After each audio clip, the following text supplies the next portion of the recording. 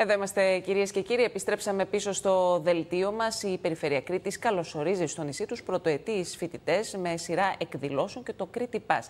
Δίπλα μου στο στούντιο της τηλεόρασης Κρέτα για να συζητήσουμε ο Αντιπεριφερειάρχης για τη διασύνδεση με τα ερευνητικά και ακαδημαϊκά ιδρύματα, ο κύριος Γιώργος Ματαλιωτάκης. Καλησπέρα, καλώς ήρθατε. Καλησπέρα, κύριε Οικονομοπούλου. Καλησπέρα στους τηλεθεατές. Μια ωραία πρωτοβουλία που απευθύνεται στους πρωτοετής φοιτητές και καλύπτει όλη την περιφέρεια Κρήτης, όλο το νησί. Ακριβώς. Καλωσορίζουμε στην Κρήτη τους πρωτοετής και όλους όμως τους φοιτητές. Να τονίσουμε ότι το 60% περίπου των φοιτητών στην Κρήτη είναι κριτικοί Κρήτες νέοι. Άρα λοιπόν απευθυνόμαστε και σε ένα μεγάλο ποσοστό στα δικά μας παιδιά εδώ της Κρήτης, αλλά κυρίως μας ενδιαφέρει και οι υπόλοιποι φοιτητές που έρχονται από όλα τα υπόλοιπα μέρη της Ελλάδας να αισθανθούν ότι είναι σε ένα φιλόξενο μέρος που νοιάζεται για αυτούς. Αυτή λοιπόν την εβδομάδα, η οποία είναι από 14 έως 20 Οκτώβρη, την ονομάζουμε Κρήτη Πας, με διάφορες ερμηνείες και το πηγαίνει στην Κρήτη, το Πας δηλαδή Κρήτη, αλλά και με την ερμηνεία της ελάφρυνσης και της προσφοράς από τους Κρήτες καταστηματάρχες, τα κριτικά σωματεία, την αυτοδιοίκηση, εν πάση περιπτώσει τους κριτικούς που δραστηριοποιούνται στο νησί προς τους φοιτητές. Αγκαλιάστηκε δηλαδή και από επιχειρηματίες αυτή η πρωτοβουλία. Η στήριξη αυτής της ιδέας ξεκίνησε από τον Περιφερειάρχη Κρήτης, τον οποίον και ευχαριστούμε για την άμεση ανταπόκρισή του στην ιδέα αυτή, και αγκαλιάστηκε συνολικά από όλα τα σωματεία και τους συλλόγους του νησιού. Εμπορικό σύλλογο, σύλλογο εστίασης, την τοπική ομάδα του Όφη, την οποία την ευχαριστούμε διότι διαθέτει μια θύρα δωρεάν σε ένα παιχνίδι για τους πρωτοετής φοιτητές και πάρα πολύ οικονομικά εισιτήρια διαρκείας σε συγκεκριμένη θύρα για τους φοιτητές. Από τα σωματεία των κομμωτηρίων, κέντρων αισθητικής, το Σύλλογο Πάλσο Ξένων Γλωσσών.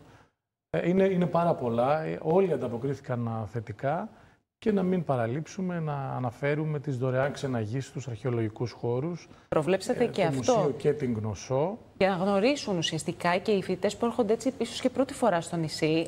Ακριβώς. Τον πολιτισμό, την κουλτούρα. Και προσέξτε, και υπάρχουν και οι περισσότεροι φοιτητές δεν έχουν σχέση η σχολή τους με την ιστορία και την αρχαιολογία. Σωστά. Αυτό λοιπόν που και μάλιστα πρέπει να ευχαριστήσουμε και το Μουσείο Ηρακλείου και τα υπόλοιπα, τα Χανιά δηλαδή, ότι τους ενδιαφέρει εξίσου πάρα πολύ να τα επισκεφτούν φοιτητές που δεν φοιτούν στη σχολή αρχαιολογίας, ιστορίας, φιλολογίας κλπ. Δηλαδή σχολές που αφορούν στον πολιτισμό. Αλλά η μηχανική και οι υπόλοιπες σχολές, έτσι, θεωρητικού ή πρακτικού ας πούμε, πεδίου, ούτως ώστε να έρθουν σε επαφή με τον αρχαίο πολιτισμό.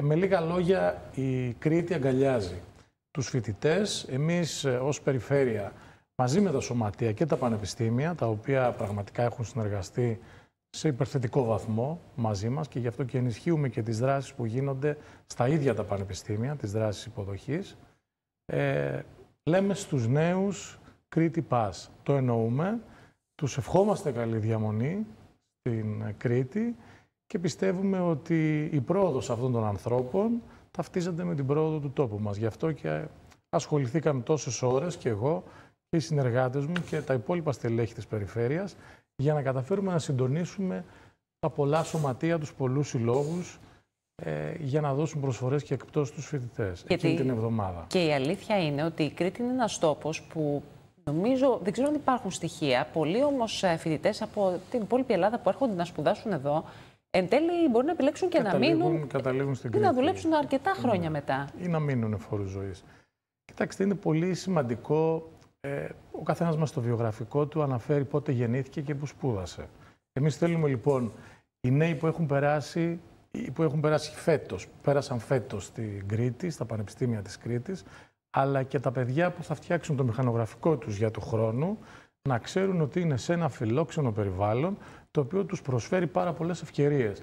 Και ποιες είναι αυτές οι ευκαιρίες? Είναι τα καταξιωμένα πανεπιστημιακά ιδρύματά μας, το Πανεπιστήμιο Κρήτης, πολύ ψηλά στη διεθνή κατάταξη, το Πολυτεχνείο και το Μεσογειακό Πανεπιστήμιο, αλλά να γνωρίζουν ότι υπάρχουν και τα ερευνητικά ιδρύματα, το ΙΤΕ, το Ελκεθέ, το Ελγοδήμητρα, το Μαΐχ στα Χανιά, όπου σε μια πολύ μικρή ακτίνα, φανταστείτε ότι σε μια ακτίνα 12 χιλιόμετρων στο Ηράκλειο υπάρχει το Μεσογειακό Πανεπιστήμιο, το Πανεπιστήμιο Κρήτης, το ΙΤΕ, σε μια ακτίνα πολύ λίγων χιλιόμετρων, σε ευθεία δηλαδή απόσταση, το Ελκεθέ, το Ελγοδήμητρα, που σε καμία άλλη περιφερειακή πόλη δεν υπάρχει συσσωρευμένο τόσο πολύ μεγάλος εξοπλισμός και ταυτόχρονα ανθρώπινο δυναμικό επιστημονικό.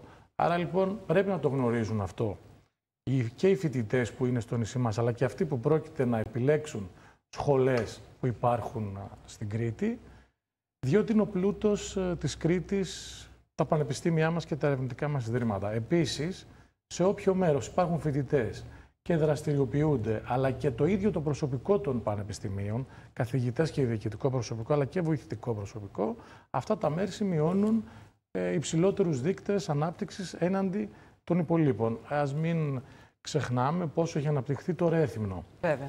Λόγω του πανεπιστημίου, οι περιοχές στα προάστια του Ηρακλείου λόγω του πανεπιστημίου, τα Χανιά λόγω του Πολυτεχνείου και γενικότερα όλες οι πόλεις της Ελλάδος πόσο έχουν αναπτυχθεί από τα πανεπιστήμια που εδρεύουν στις πόλεις αυτές. Λοιπόν, καλή επιτυχία στο Κρήτη Πας, να τους καλωσορίσετε τους φοιτητές. Πολύ ωραία πρωτοβουλία. Σας ευχαριστούμε. Να κάνω όμως μία επισήμανση ότι το Κρήτη Πας περιλαμβάνει συναυλίες. Ναι, δεν αναφερθήκαμε, αλλά τις είχα δει στο πρόγραμμα. 17 του μήνα στα Χανιά, στο Πολυτεχνείο, με ένα νεανικό συγκρότημα, τους Freak Tones και τη χοροδία του Πολυτεχνείου. Να έρθουμε στο Ηράκλειο 19 του μήνα, στην πλατεία του Αγίου Τίτου, με ένα πολύ ωραίο νεανικό συγκρότημα, τους Freak Tones και στο Ηράκλειο.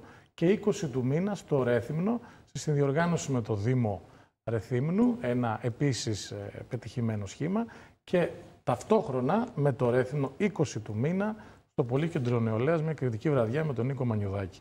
Ένα νέο καλλιτέχνη, δημοφιλή, και ελπίζουμε να δράσεις, να μην ξεχάσω, έχουν προγραμματιστεί και για το Λασίθι. Όλα αυτά θα τα ανακοινώσουμε στη σελίδα μας Κρήτη Πας στο Facebook και στο Instagram, τα οποία θα βγαίνουν σταδιακά ανακοινώσεις και για τους συλλόγους και για τα καταστήματα που θέλουν να συμμετέχουν στο Κρήτη Πας.